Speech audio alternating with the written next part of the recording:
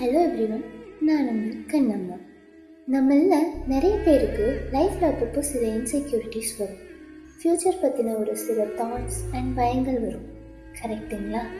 நாளைக்கு அது நடந்துடுமோ, இது நடந்துடுமோ, லைஃப் அப்படி ஆகிடுமோ, இப்படி ஆகிடுமோ, கெரியரில் ஃபெயிலியர் வந்துடுமோ, ரிலேஷன்ஷிப்பில் தப்பு நடந்துடுமோ அப்படின்னு சொல்லிட்டு அப்பப்போ நம்ம பயந்துகிட்டே இருப்போம்.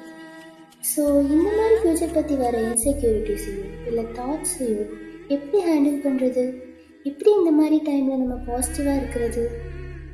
வெயிட் பண்ணுங்க, சொல்கிறேன். முதல் விஷயம், வாட் இஸ் ஃப்யூச்சர்?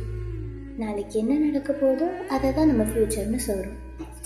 ஸோ லைஃப்பில் நாளைக்கு என்ன நடக்கும்னு பெருசாக யாருனாலையும் ப்ரிடிக்ட் பண்ண முடியாதுங்க. But what if I tell you, நாளைக்கு நம்ம லைஃப் எப்படி இருக்க போகுதுன்றது கூட நம்ம கையில் தான் இருக்குது அப்படின்னு நான் சொன்னால் நீங்கள் நம்புவீங்களா? ஆமாங்க, future is the result of our present action. யோசிச்சு பாருங்களேன், இன்றைக்கி நம்ம நல்லா ஹார்ட் ஒர்க் பண்ணுறோம், இந்த வருஷம் நம்ம நிறைய கஷ்டப்படுறோம் அப்படின்னா கண்டிப்பாக அடுத்த வருஷம் அதுக்கான பலன் அனுபவிக்க தானே போகிறோம்.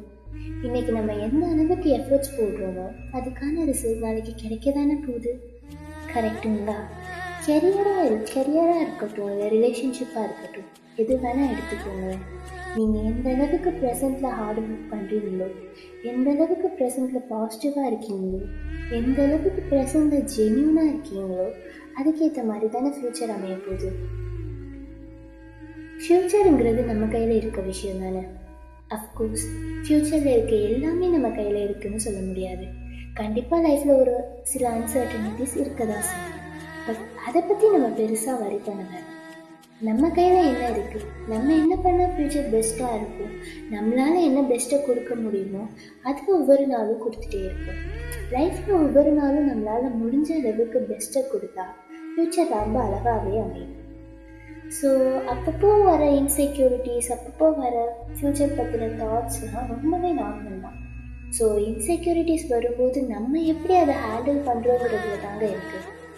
நிறைய பாசிட்டிவ் அஃபர்மேஷன் உங்களுக்கு நீங்களே கொடுத்துக்கோங்க. அதெல்லாம் ஒன்றும் இல்லை, எல்லாம் நல்லதாக நடக்கும். நீயே எவ்வளோ யோசிச்சுட்ருக்க? நீ முதல்ல ப்ரெசென்ட்டில் ஃபோக்கஸ் பண்ண. நாளைய பொழுது கண்டிப்பாக இனிய பொழுதாக இருக்கும். ஸோ லைஃப்பை ப்ரெசென்ட்டில் வாழ, ப்ரெசென்ட்டில் என்ஜாய் பண்ணு அப்படிங்கிற மாதிரி உங்களுக்கு நீங்களே நல்ல பாசிட்டிவிட்டி கொடுத்துக்கோங்க. ஸோ தட் ஃப்யூச்சர் பற்றின இன்செக்யூரிட்டிஸோ பயங்களோ போயிடும். ஸோ ரொம்ப ரொம்ப ஒரு அழகான ஒரு கவிதை இருக்குது, just live in the present, future will take care of itself அப்படின்னு. ஸோ நம்ம ப்ரெசன்ட் பற்றி மட்டும் நிறைய யோசிக்கிறோம். நம்ம ப்ரெசண்ட்டில் இருக்கும்போதே ஓவராக ஃப்யூச்சர் பற்றி பயந்துட்டு ப்ரெசண்ட்டையும் ஒழுங்காக வாழ முடியாமல் ஃப்யூச்சரையும் ஒழுங்காக பில்ட் பண்ண முடியாமல் போயிடும். ஸோ இப்போ கரண்ட்டாக நீங்கள் எப்படி இருக்கீங்களோ அதை எப்படி இம்ப்ரூவ் பண்ணலான்னு யோசித்து அந்த ப்ராசஸ் மேலே ஃபோக்கஸ் பண்ணுங்கள்.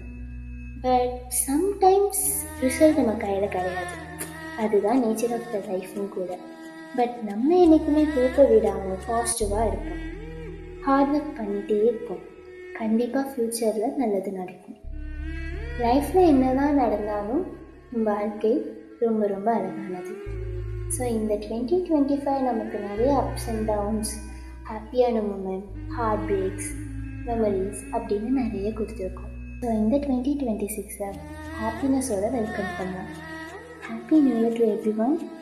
அண்ட் அடுத்த ஒரு நல்ல டாப்பிக்கோடு உங்களை சந்திக்கிறேன். அது வரைக்கும் உங்கள் கண்ணம்மா.